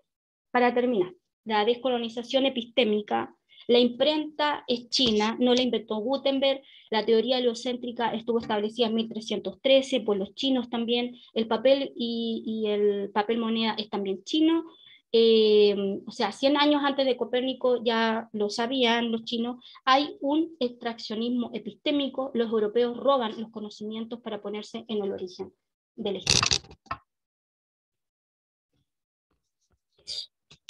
Igual quedan un montón de cosas, ¿verdad? Quedan un montón de cosas a ampliar, a establecer, qué sé yo, un montón de reflexiones, porque de esto se ha construido mucho, pero yo creo que con estos 40 puntos, que al final llegué a 40, como de alguna manera lo hacía al principio, pero a mano, creo que están tiradas las principales teorías, entre comillas, y los principales conceptos, los principales intelectuales, los principales proyectos, como el tema de la Biblioteca Ayacucho, liberado además su conocimiento, que ustedes ahí pueden entrar. Y creo que nosotros también, de alguna manera, al estudiar este tipo de intelectuales, primero a Rama y ahora Traba en mi tesis doctoral, que es la mujer y que es la crítica de arte más importante en Latinoamérica, fue la crítica de arte más importante en Latinoamérica, pero además una buena escritora, me parece que uno también va construyendo o investigando sus pasiones y nunca sus nichos, como dicen los profes, sino que sus pasiones se va encontrando, va queriendo encontrar cosas que le interpelan a uno. Pero lejos, lejos, lejos, nunca mi tesis doctoral, ni cualquier tesis, va a suplir lo que fue la revuelta del 19 para mí.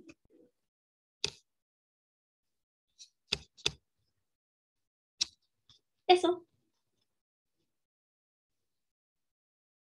Ya, pues, comentarios. El Lalo la otra vez se fue, así que empieza el Lalo. Algo chiquito, ya nos pasamos, pero igual Siempre empiezo yo. fue largo.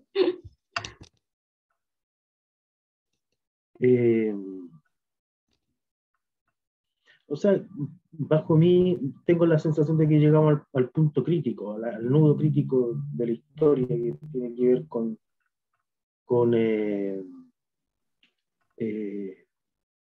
¿cómo plantearlo? Con lo que hay de fondo, porque es esta pugna permanente por invisibilizarlo al otro, digamos, en este caso, bajo la lógica de la dominación. Estoy leyendo a un sociólogo argentino que es re difícil encontrarlo porque lo han ocultado justamente en función de su forma de la crítica, digamos, que es el Juan Carlos Marín.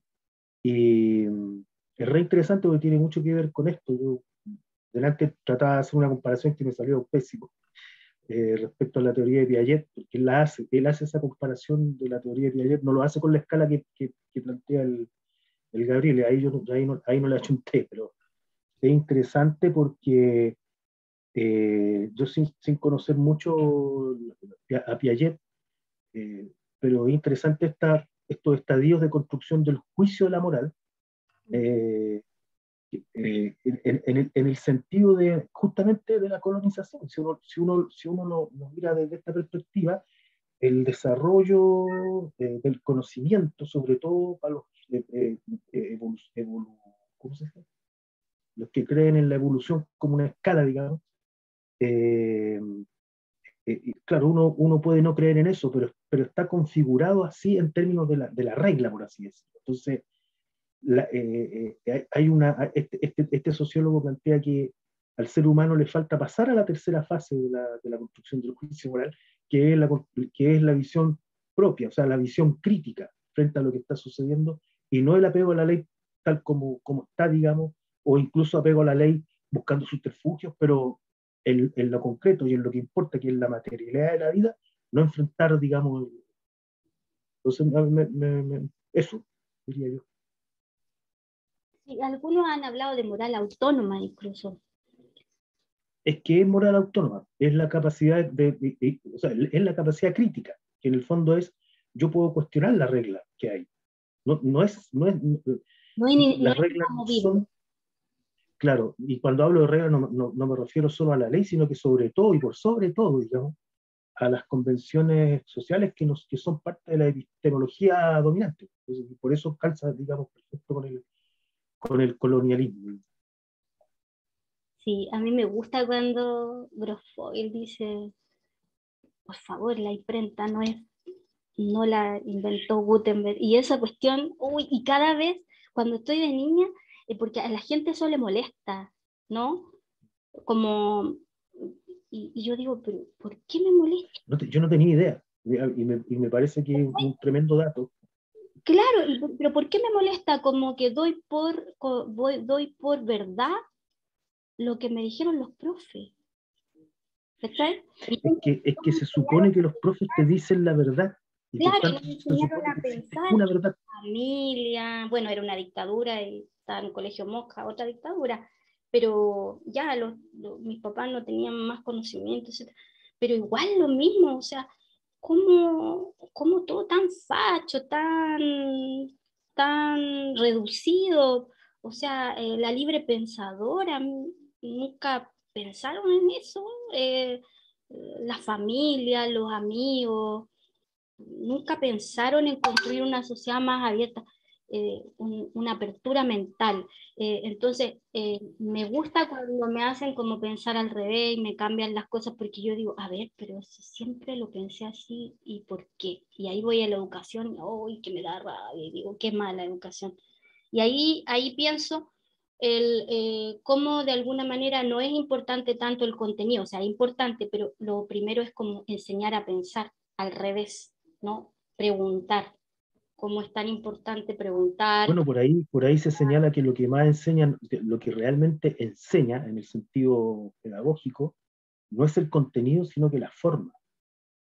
Sí, pues. Un ejemplo, yo te puedo decir, tú tienes que ser democrático, y te lo puedo decir con un palo, amenazando. Sí. Lo que tú aprendes no es que tienes que ser democrático, aprendes que si no dices que eres democrático, te va a llegar un palo. Claro, porque no eres consecuente. Entonces lo que se aprende en general es la forma, sobre todo los niños, bueno, todos en realidad. Sí, hoy espero estar no siendo autoritaria, pero me pasa esto que a veces, claro, uno es como muy apasionado con lo que uno cree, pero es interesante porque también yo creo que el profesor tiene que tomar una posición, ¿no? Y después el otro verá, ¿no? De las distintas cosas. Yo con esto que pasé también no estoy totalmente de acuerdo, y hay algunas cosas que he investigado más, otras menos. Traté de hacerle como un friso, pero claro, yo voy metiendo lo que yo considero que también tiene que ver más con la actualidad chilena y todo, y yo siento que ahí también hay miles de cosas que tienen que ver más con lo que ustedes piensan, lo que ustedes pasan, ¿me entiendes?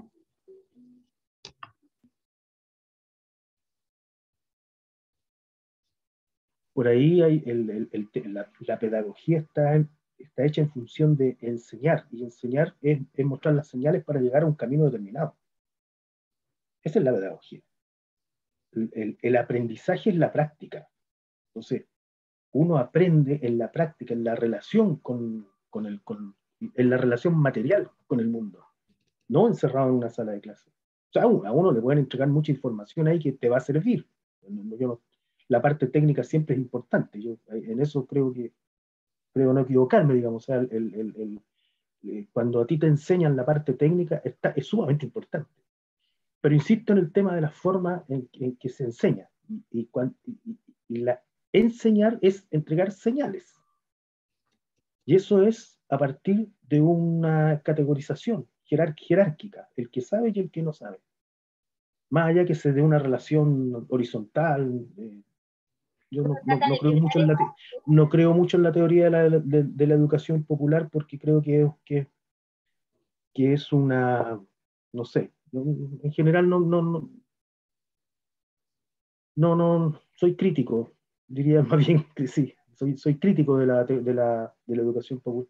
Soy crítico de la educación en general, y yo creo que no nos hemos pegado un salto porque no hemos enfrentado lo que hay que enfrentar. Yo creo que ese es el tema, es como en la vida personal. Tú podés jugar aquí a mover los muebles, cambiar la puerta, te vestís distinto, no sé nada, pero todo eso es en función de no llegar a enfrentar lo que realmente tenés que enfrentar. Y eso es lo que yo creo que pasa, que no, porque además es difícil, pues si tampoco es fácil.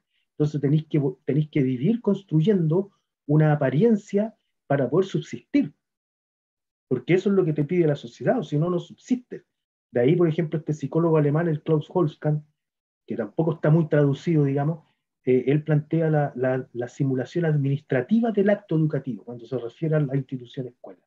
Entonces todos van a la escuela, pero todos simulan el acto educativo, porque en realidad hay que hacerlo. Si no lo así, tu hijo va a ser peor que tú, porque tú quieres que tu hijo sea mejor. Mm, eh, mm. Se tiene que llamar, se jerarquiza a través de la nota, qué sé yo. Entonces, me parece que bueno, eso, yo creo que es importante.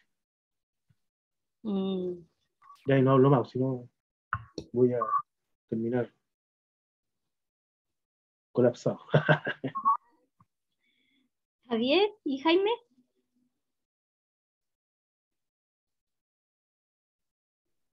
Bueno, yo creo que la verdad es que el tema es tremendamente complejo y confuso.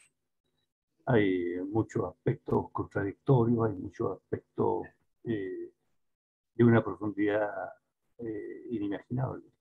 En particular, yo creo que uno no entiende ni sabe cómo son las cosas.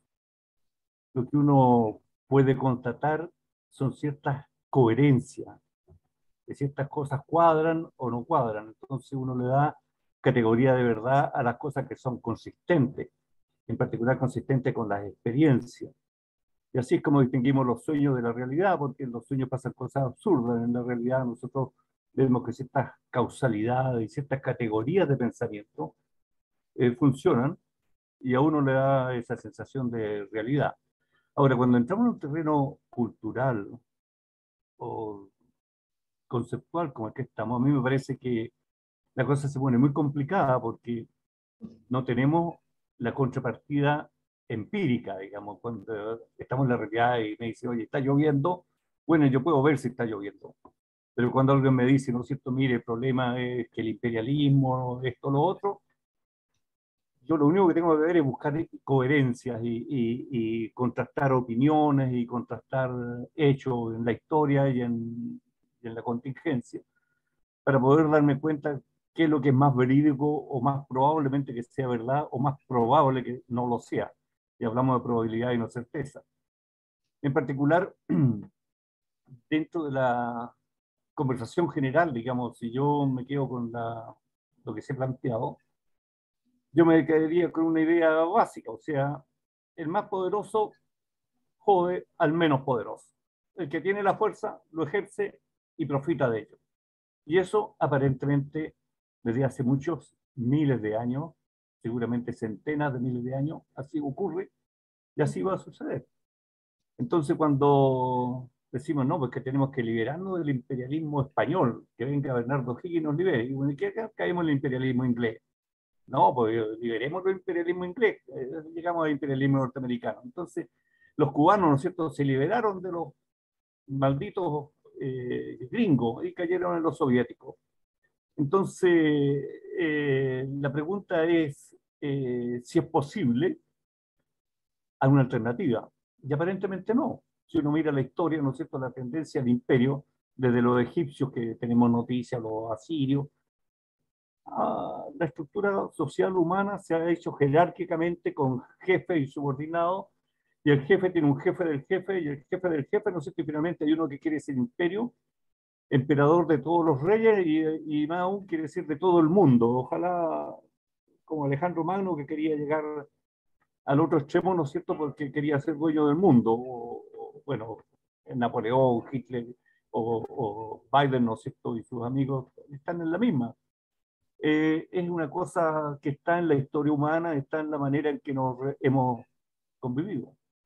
De tal manera que estas quejas del colonialismo, que son absolutamente justas, ¿no es cierto?, porque corresponden a abusos, no se terminan con que los españoles se vayan, ¿no?, con que los norteamericanos se vayan.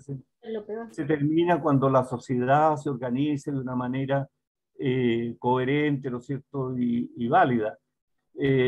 A mí me parece que dentro de la historia, o sea, si tú me ofendes a mí, me maltratas, y eventualmente yo agarro poder y entonces yo me vengo de ti y te maltrato, lo que va a suceder es que después tú también te vas a empoderar y me vas a volver a maltratar y así vamos a seguir hasta el fin de los tiempos. Entonces, a mí me parece que la única alternativa que se ha planteado, y en el fondo lo profundo del pensamiento cristiano está ahí, digamos, es el perdón y la reconciliación. Entonces, con esa, porque no hay otra manera, digamos, porque si no, seguimos la vendetta permanente, ojo por ojo terminamos todos ciegos.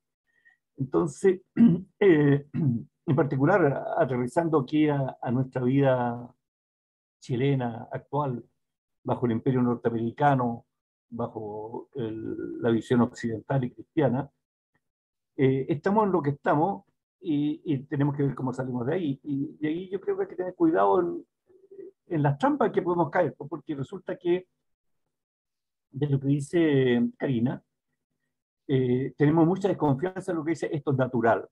Las cosas son así porque naturalmente tienen que ser.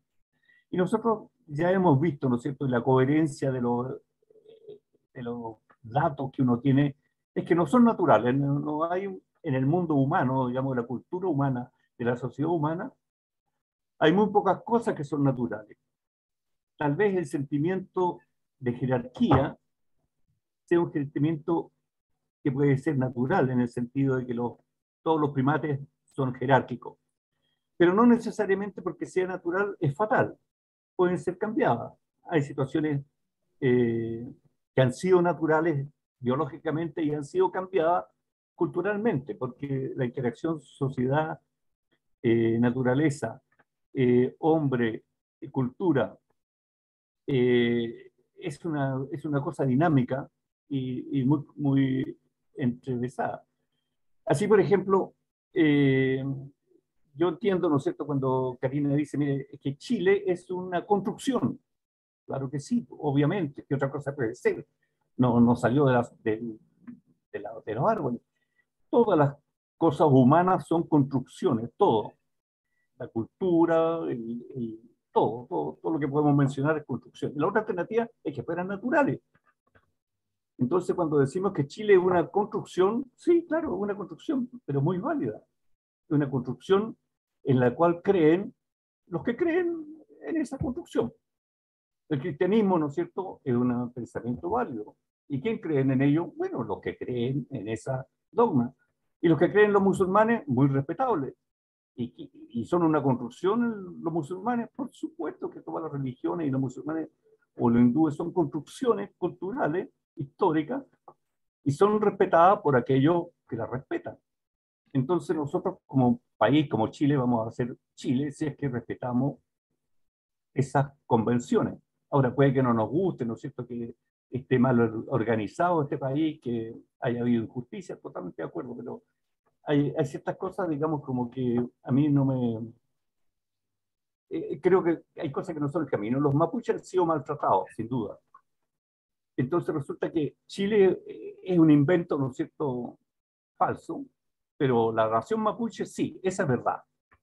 Entonces, ahí hay una incoherencia, ¿no es cierto? Hay una incoherencia en los discursos. Yo lamento que en el momento actual yo tengo la impresión que la posición del ofendido, en este caso el mapuche, que por esta circunstancia de la paridad de la convención han logrado sacar algún grado de poder, están haciendo un poco lo mismo que hicieron los chilenos, ¿no es cierto?, de plantear una solución de apartheid. Están haciendo un apartheid racista como una solución del problema que ellos vivieron.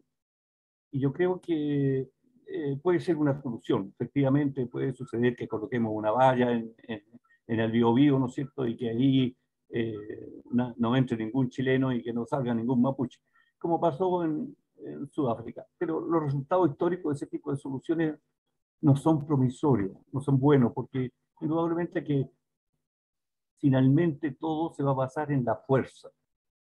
Y entonces, si se piensa que los mapuches pueden, con una ametralladora, imponer una sociedad mapuche, puede que se encuentren con que los, los chilenos, ¿no es cierto?, con su apoyo norteamericano, etcétera, los aplasten.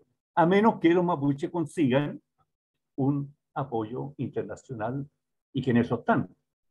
O sea, si vemos situaciones como Colombia, que ni siquiera es una cuestión racial la que ellos tienen, es una cuestión netamente de origen político.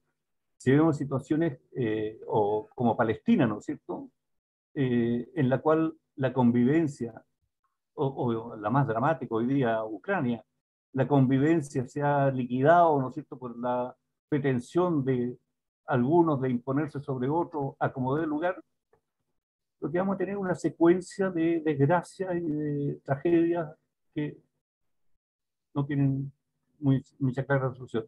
En resumen, a mí me parece que todo esto del colonialismo es interesante, lo que se ha planteado. Sobre todo a mí me llama la atención que todas las categorías que se usan para analizarlo son europeas.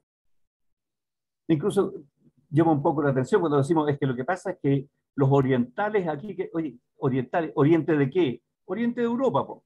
¿Por qué se llaman orientales? Porque están al oriente de Europa. Los pueblos del sur, ¿por qué somos nosotros los pueblos del sur? Porque estamos al sur de Europa. Entonces resulta que estamos viviendo en ese mundo y decir, no, pues, o sea, es como si los pescados dijeran, no, que el agua es mala, digamos, no me gusta el agua es injusta.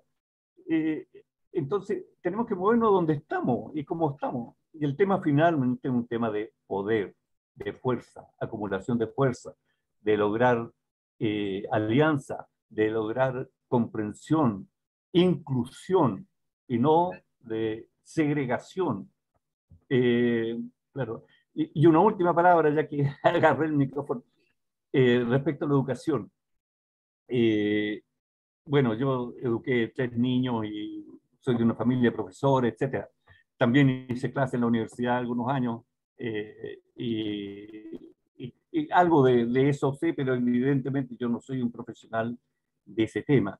Sin embargo, a mí como ciudadano, a mí me parece que lo principal de la educación, que ustedes lo han dicho muy bien, no sé, pero esto, que en el fondo lo que van los niños a aprender es sumisión, va a aprender a ser sumiso a la sociedad. Y eso nos puede parecer horroroso, pero también es cierto que si tú quieres mandar, tienes que aprender a obedecer. Si no, vamos a tener puros Pinochet. Usted ve el movimiento estudiantil, son cientos de Pinochet, que aquí se hace lo que yo digo, y si no, queda la cagada porque yo digo. Entonces, es el pinochetismo, pero en la más perfecta expresión. O se hacen como las cosas yo digo, o dice el líder, ¿no es cierto? O quemamos las micros, quemamos, le pegamos al rector, etc. Entonces, yo creo que la sumisión es lo que llamamos socialización. O sea, lo más importante de mi juicio es el kindergarten, donde yo aprendo que no tengo que meterle el dedo al ojo al vecino. Eso es lo más importante que uno tiene que aprender en la educación, no meterle el dedo al ojo al vecino. Si todos aprendemos eso, yo creo que la sociedad entera va a andar de esto, pero si, ahora, yo coincido con lo que Lalo dice, que tal vez los contenidos pueden tener un valor, pero a veces incluso los contenidos son malos, no van al meollo. Bueno, yo lo lamento, pero soy un poco viejo y tengo ideas un poco obsoletas. Eso quería decir. Está bien que tú digas lo que tú piensas. Eso es importante. Es importante decir lo que uno piensa y, claro, lo que está de acuerdo y lo que está en desacuerdo y todo. ¿Está bien? Sí, a mí me parece o sea, no estoy de acuerdo con muchas cosas de las que dijo Jaime, pero me parece que es tremendamente importante tener una posición, porque además eso de verdad que enriquece la discusión, o sea, se transforma en una discusión, no solo en un decir y recibir. Sí, sí, porque si no pensamos todos iguales, no es lo mismo. ¿Está bien? Bueno, yo tengo, la verdad que tengo re poco que agregar después de todas estas charlas de tremenda dimensión. Eh, yo trato de entender lo que tú nos quieres transferir de la crítica literaria, ser un observador más agudo y con mejores filtros, por llamarlo de una manera, que obviamente todo lo que está en el entorno está condicionado. Claro, como economista entiendo el concepto de el tema de colonización. Yo lo he insistido hace mucho, que aquí estamos viviendo una neocolonización y una neoesclavitud. A mí me tocó dirigir, digamos, gerentear en una empresa donde está la dicotomía de las empresas de subcontratación, donde un trabajador directo a la empresa, sindicalizado, en fin, tenía un costo de 800.000 pesos mensuales por trabajador, y cuando subcontratábamos teníamos 450.000 pesos mensuales. ¿Por qué? Porque obviamente ese trabajador no tenía los beneficios múltiples, desde ropa, qué sé yo, de servicio médico, en fin, que teníamos en el laboratorio, y por supuesto tenía una renta equivalente a la mitad. Entonces, está gente que están pagando deudas, tratando de sobrevivir el mes, asfixiados con sus horarios, con 2 horas de movilización de ida, 2 horas de movilización de vuelta, y pobre si llegara atrasado porque no le corría la semana corrida. Entonces, en una especie de alienación viviendo, entonces me tocaba decidir si tomábamos un empleado por subcontratación o lo tomábamos por selección directa para el laboratorio. Entonces, obviamente que la presión de los dueños era subcontrata. Entonces, yo estaba claro que ese era un nuevo esclavo el que contrataba. Y eso en el marco de que nosotros teníamos que competir contra una empresa productiva, era esta, contra todas las cadenas de distribución, contra los líder, o antes se llamaban Almac, que después lo compró Walmart, y contra los Cencosud y qué sé yo, que eran las multinacionales, que ya no era un tema de países, sino que eran esta internacionalidad de las multinacionales, y esas son las que ponían las reglas del juego. En síntesis, por eso yo digo de la neocolonización, porque ahora estamos colonizados por las multinacionales y todos los que manejan los precios, los commodities, Wall Street, etc. Y la neoesclavitud, que es esta forma de aprisionar a los trabajadores. Bueno, en ese marco yo entiendo que aquí cuando vemos el arte, la literatura, en fin, las cuestiones que tú nos estás enseñando para filtrar, para entender, para dimensionar, para tratar de conocer la realidad y saber navegar. Aquí creo que el conflicto, como plantea Jaime, es un conflicto que viene desde siempre. El pez grande se ha comido siempre el más chico, es con natura, es todo el tema de la evolución. Entonces, finalmente, ¿cuál sería nuestra misión? Tratar de navegar en la mejor forma, tener siempre el periscopio arriba para poder respirar, y desde ese punto de vista enseñar a este tema, porque está claro, tenemos nuestra individualidad, pero vivimos en sociedad, y desde ese punto de vista esta es la tarea más difícil, saber cómo compartir, donde ojalá tengamos el uso de los recursos propios de la comunidad, o en fin, pero no el abuso. Y lamentablemente la tendencia está siempre al tema de el ejercer el poder para abusar. Y esta es la gran problemática. ¿Cómo poder usar y no abusar? Eso. Sí, en relación a lo que tú decías, los uruguayos hablaban, sacaron un texto, la generación crítica, me parece. La revista Marcha, que se llama Navegar es necesario. Entonces sacan todas esas políticas como de resistencia también frente a lo que están. Sí, pues, ya, pues qué bueno, porque así como que uno va leyendo un poco todo lo que ustedes van relacionando con lo que va pasando y todo eso. Así que nos pasamos un poquito, pero así nos escuchamos también, pues. Y no es tanto una voz. Igual todo lo que vaya quedando ahí, vayan echándole una miradita, ¿ya? Todo lo que de repente vaya quedando ahí, algunas cosas, no sé, échenle una miradita a esa biblioteca Ayacucho que está toda la construcción, o sea, son como 300 libros que fueron liberados, entonces todo eso, uno de alguna manera se va sintiendo orgulloso también de ser latinoamericano, de no ser europeo, va bajando las ganas de incluso viajar para allá por la xenofobia, y tiene más ganas de ir a México, ir a Venezuela. Solamente decía, se defiende lo que se conoce, entonces sí a uno le interesa después los pueblos originarios y sus economías y su manera, ¿no? Yo no comparto mucho de su trascendencia, pero sí me interesa que esas personas puedan construir su propia cosmogonía ellos y nosotros no traspasarle la nuestra. Entonces, me interesa el cristianismo en la parte más revolucionaria, pero no esa cristiandad de temor reverencial o de imposición, ese autoritarismo.